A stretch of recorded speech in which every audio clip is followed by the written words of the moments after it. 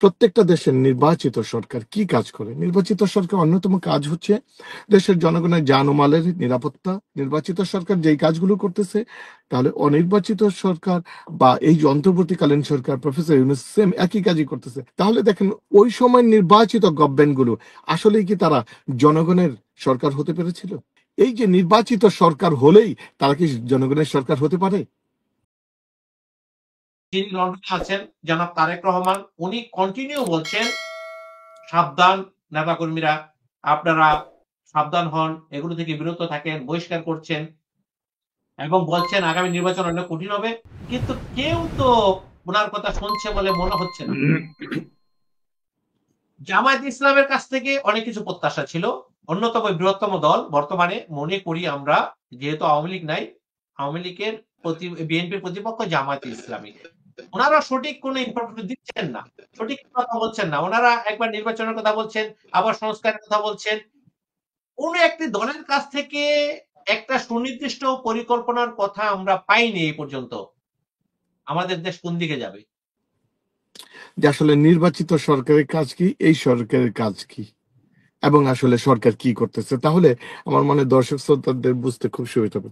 আচ্ছা, প্রত্যেকটা দেশের নির্বাচিত সরকার কি কাজ করে? নির্বাচিত সরকার অন্যতম কাজ হচ্ছে দেশের জনগণের জান ও মালের নিরাপত্তা নিশ্চিত করা, মৌলিক অধিকারগুলোকে রক্ষা করা, দেশের উন্নতি অগ্রগতিকে নিশ্চিত করা, বহিঃশত্রুর আক্রমণ থেকে দেশকে হেফাজত করা, দেশের স্বার্থে, দেশের অর্থনীতির স্বার্থে কাজ করা। মোটা দাগে এই কাজগুলো প্রত্যেকটা নির্বাচিত সরকার করে, ঠিক কিনা? যদি এটাই হয়ে থাকে এবং প্রত্যেকটা অনির্বাচিত সরকার, স্বৈরাচারী সরকার ঠিক সেম একই কাজগুলো করে থাকে। আপনি দেখেন পৃথিবীর বিভিন্ন দেশে যে স্বৈরাচারী সরকারগুলো আছে এই কাজগুলোই করে থাকে।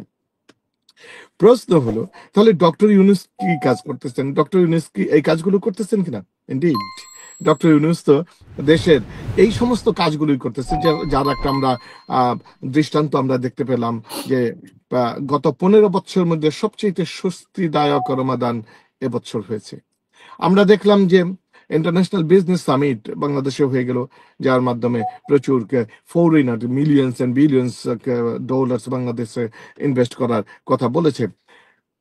এই যে বাংলাদেশের এবং ফরেন রিজার্ভ বেড়েছে, রেমিটেন্স বাড়তেছে, বাংলাদেশ যে প্রোগ্রেসিং সামনের দিকে যাচ্ছে, অর্থাৎ নির্বাচিত সরকার যেই কাজগুলো করতেছে, তাহলে অনির্বাচিত সরকার বা এই যে অন্তর্বর্তীকালীন সরকার প্রফেসর ইউনূস সেম একই কাজই করতেছে।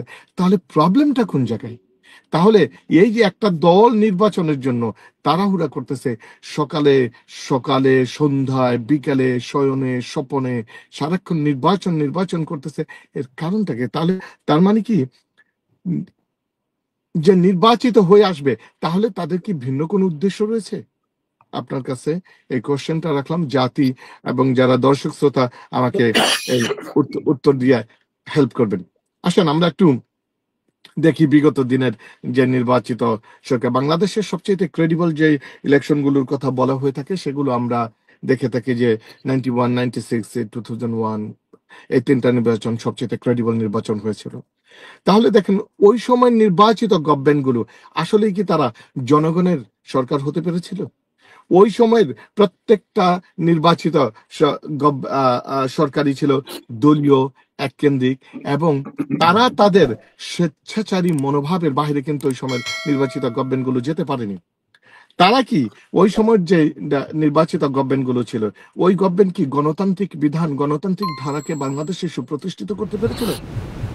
ওই সময় নির্বাচিত সরকারগুলো কি বাংলাদেশের বিরোধী দলের উপরে আগ্রাসন চালায়নি?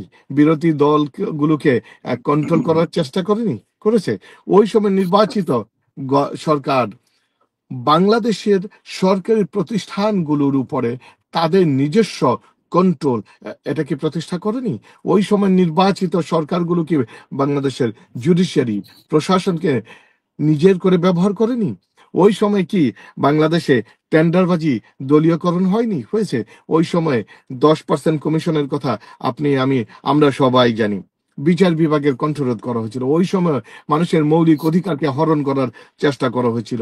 বিরোধী দলীয় নেতা কর্মীদের নামে বেনামে শত শত মামলা হয়েছে, খুন রাহাজানি এগুলো হয়েছে। আমি গত 91, 96, 2001 সালের নির্বাচিত গভর্নমেন্টের কথাগুলো বলতেছি। কিন্তু এটার মাত্রা গত 15 বছরে অনেক বেড়ে গিয়েছে। যেটা স্টার্টিং হয়েছিল 1991 থেকে, সেটা শুরু হয়ে যে বিগত পতিত হাসিনা সরকারের মাধ্যমে যে এই যে গুম খুন রাহাজানি, অর্থ লোপাট, শেয়ার বাজার কেলেঙ্কারি এবং বিরোধী দল মতকে শাসন শোষণ নির্যাতন, এগুলোর মাত্রা ছিল সীমার বাইরে, যেটাকে আমরা কল্পনা করতে পারিনি। তাহলে এখন কোশ্চেন হচ্ছে যে এই যে নির্বাচিত সরকার হলেই তারা কি জনগণের সরকার হতে পারে?